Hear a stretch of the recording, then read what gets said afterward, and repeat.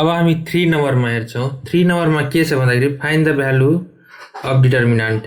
जसमा a equals to छ 3 4 minus 2 4 b equals to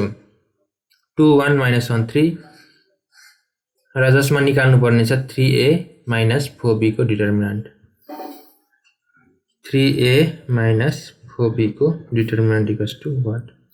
हो यो निकाल्नु भन्दा अगाडि हामी के गर्छौं भन्दाखेरि पहिला 3a minus 4b निकाल्छौं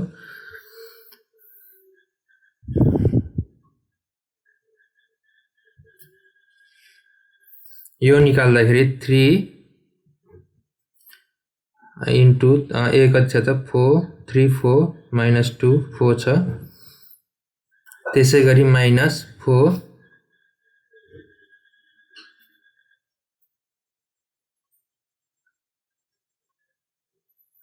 b रहेको छ 2 1 minus 1 3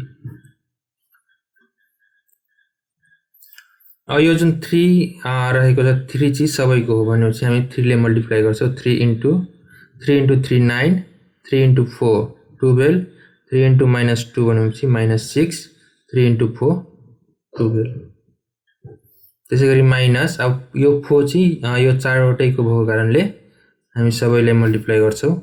4 into 2 भनेपछि 8 4 into 4 minus 4 4 into 1 4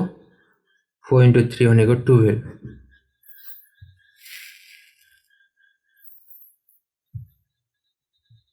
त्यसैगरी अब माइनस गर्दाखेरि 9 minus 8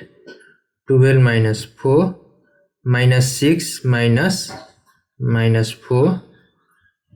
12 minus 12 त्यसैगरी 8 minus 8 9 minus 8 भनेको 1 12 minus 4 भनेको 8 minus 6 minus minus plus भनेपछि minus 6 र plus 4 भनेपछि minus 2 त्यसैगरी 12 12 0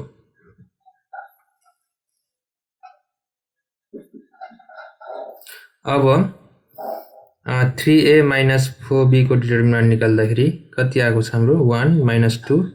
8 0 को डिटर्मिनेन्ट इक्वल्स टु के हुन्छ त 1 into 0 minus 2 into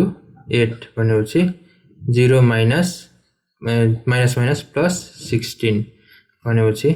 16 हाम्रो आन्सर भनेपछि 3a minus 4b को डिटर्मिनेन्ट इक्वल्स टु 16 आन्सर